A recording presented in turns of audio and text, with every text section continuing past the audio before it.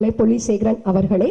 அடுத்ததாக நிறைய பேசக்கூடாது ஆனா பேசணும், நிறைய வலியக்கூடாது ஆனா வலியணும், ரொம்ப இங்கிலீஷ்ல பீட்டரோட கூடாது ஆனா இங்கிலீஷ் பேசணும், அச்சசப்ல அடுத்த வீட்டு பையன் மாதிரி ஒரு கதாபாத்திரம் இருக்கணும், இல்ல சுருக்கமா சொல்லணும்னா மித்ரன் ஜவஹர் சார் படத்துல வர கதாபாத்திரம் மாதிரி எனக்கு ஒரு மாப்பிள்ளை வேணும் என்று நிறைய பெண்களுடைய எதிர்பார்ப்பு இவருடைய படத்தை பார்த்த பின்பு இருக்கும்.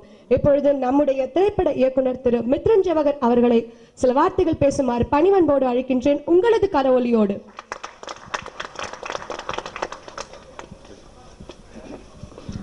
எல்லாருக்கும் வணக்கம். ஆக்சுவலாக இங்கே பேசினவங்க எல்லாருமே ரவிக்குமார் சார் பற்றி பேசினாங்க. எனக்கும் ஒரு சின்ன ஒரு நினைவு இருக்குது, அதை நான் சொல்லணும்னு ஆசைப்பட்றேன்.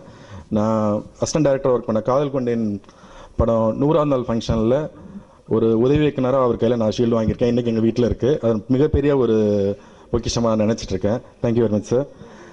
அப்புறம் இந்த படத்தில் நிறைய பிடிச்ச விஷயங்கள், நெருக்கமானவர்கள் நிறைய பேர் இருக்காங்க. உதாரணமாக சபீஷ் முரளி சார் ரொம்ப பிடிக்கும் எனக்கு. அவரோட தவமாய் தவம் இருந்து அந்த ஒரே ஒரு ஊருக்குள்ள அந்த சாங் வந்து இன்றைக்கி வரைக்கும் எனக்கு ஃபேவரட் சாங். பொக்கிஷம் படத்தோட மியூசிக் ரீ ரெக்கார்டிங் ரொம்ப பிடிக்கும். அப்புறம் டைரக்டர் நம்பிராஜன் சார் வந்து நான் சின்ன வயசாக இருக்கும்போது அவர் தெரியும் எனக்கு. துள்ளுவதிலமை ஒர்க் பண்ணும்போது கஸ்தூராஜ் சார் ஆஃபீஸில் மீட் பண்ணியிருக்கேன் அவரை. அவரும் ரொம்ப க்ளோஸ்.